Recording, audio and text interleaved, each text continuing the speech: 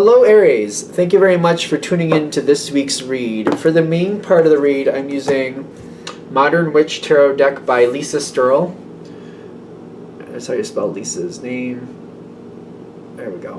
And that's what the box looks like. There's a website here. It is Sterling Publishing. Where is that? sterlingpublishing.com, if I can get it close enough. Feel free to freeze frame if you want to search that out for Sterling Publishing. Who knows what else they got there. I haven't looked, but I'm guessing there's other stuff there if you're interested. Supportive Oracle Cards, Wisdom of the Hidden Realms by Colette Baron Reed. The website I found on the back of the book here is ColetteBaronReed.com. That's what she looks like, by the way, if you want to see what she looks like.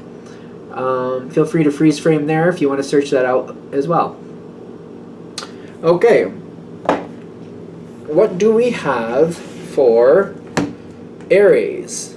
Aries. Aries. Aries. Like, why are we chanting it? I feel like we want to chant it, like, Aries, Aries. Are you coming into the auditorium? What you... Ooh. Oh, that almost... Okay, that's a good card. I thought that was a devil card at first. Passion. High passion. FYI, you don't have the devil card out here.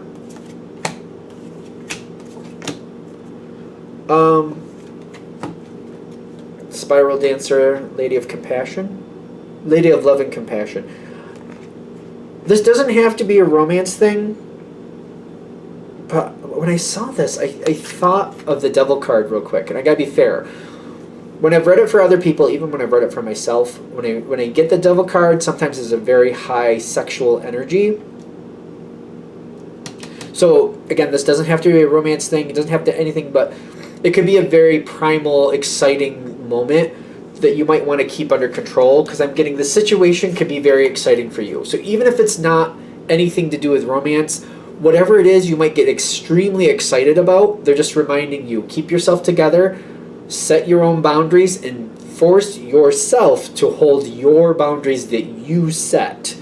Don't let yourself step out of your own boundaries. This is something you're setting up for yourself, and you are deciding you will not cross. Because this situation, I feel like, is going to get very exciting for you. Very, very exciting for you.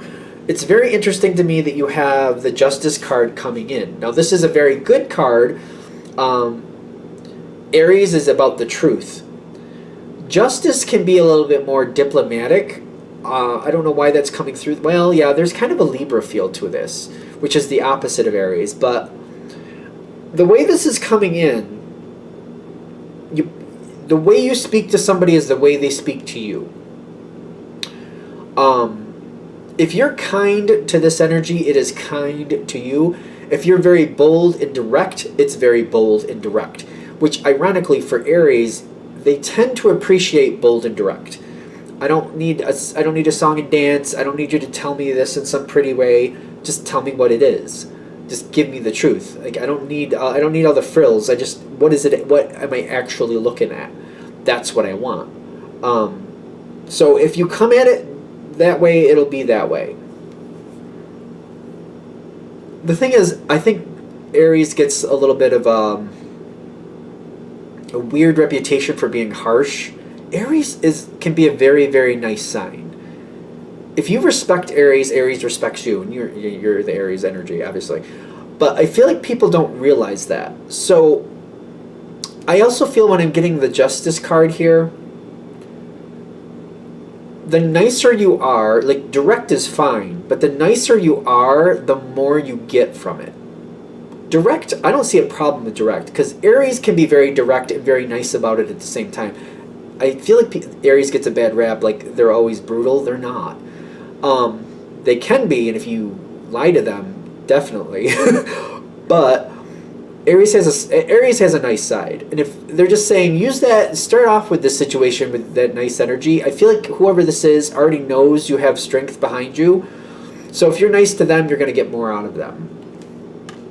Whoever this is, there's a very high passion energy here too. You like whoever this is.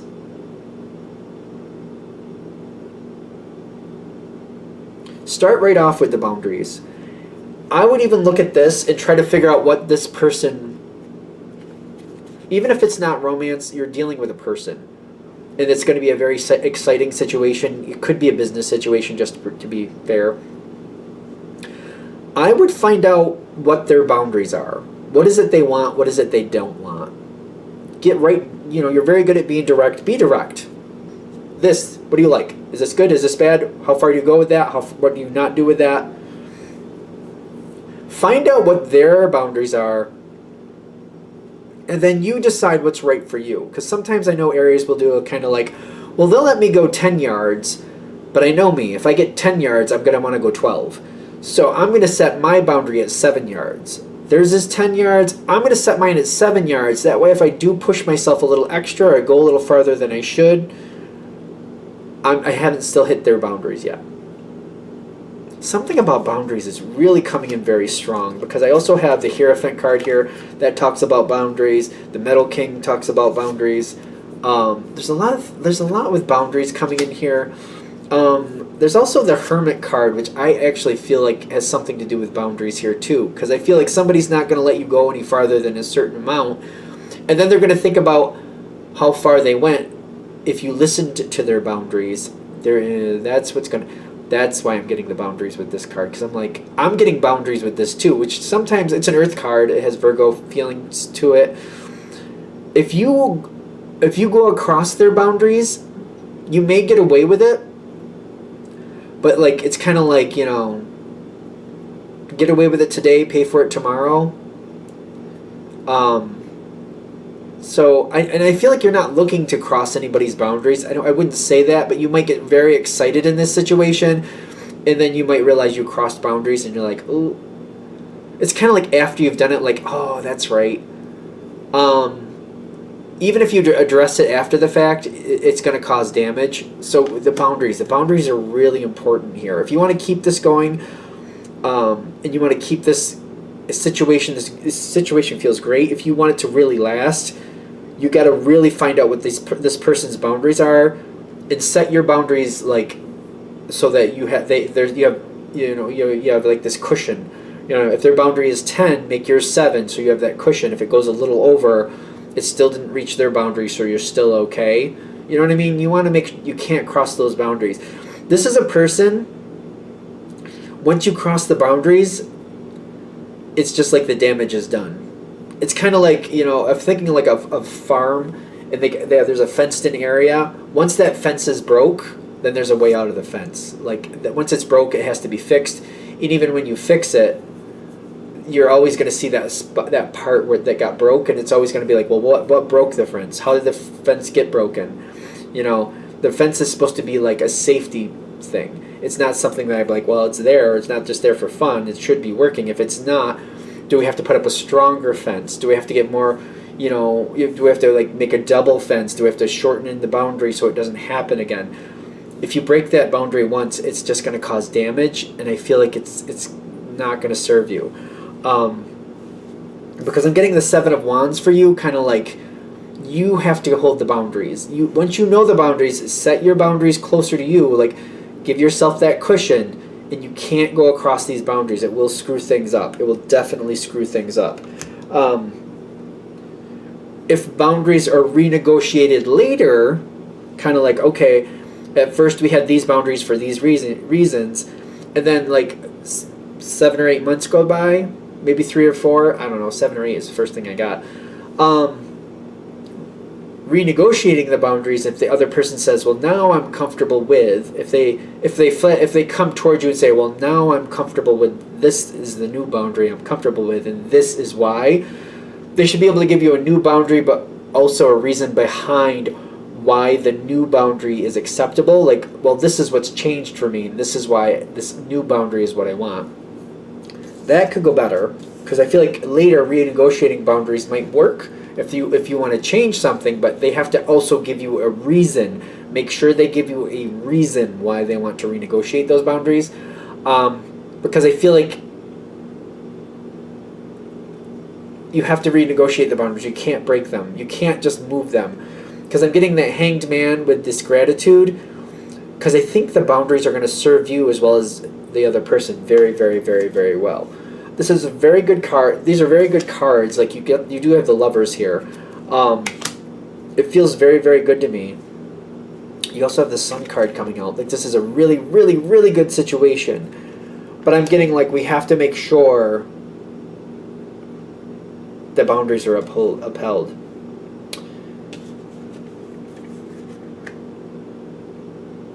Yeah, because the lady with the gift and the desert prince. This is very interesting. You're going to get excited. They're trying to warn you. You're going to get really excited and you might break a boundary without realizing it. Well, you might, like, it's like you break through the fence and you're like, oops. Oops. Well, a little too far. But like once it's like you can't go, I don't know. They're trying to warn you because it's going to be used against you. It's going to cause a big issue. You're going to be looked at like you're the desert prince and it's false promises. The person who you're dealing with,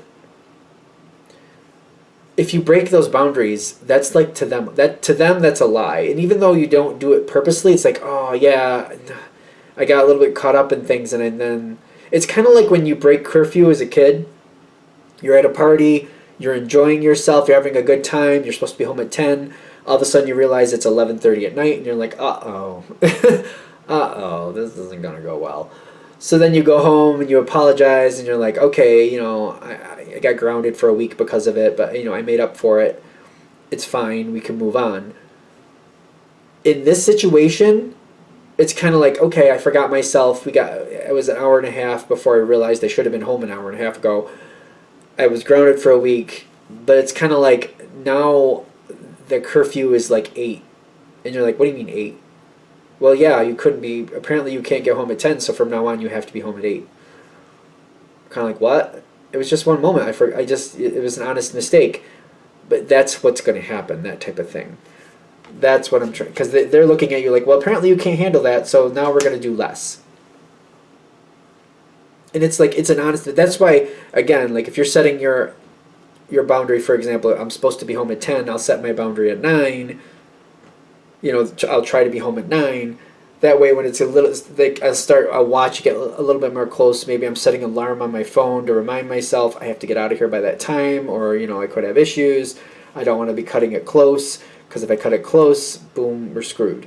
We want to avoid the conflict, because this is a great situation and you want it to last. They're just saying set your boundaries closer. Set your boundaries lower, would you say? Tighter. Tighter boundaries. Tighter boundaries that you set and you uphold to.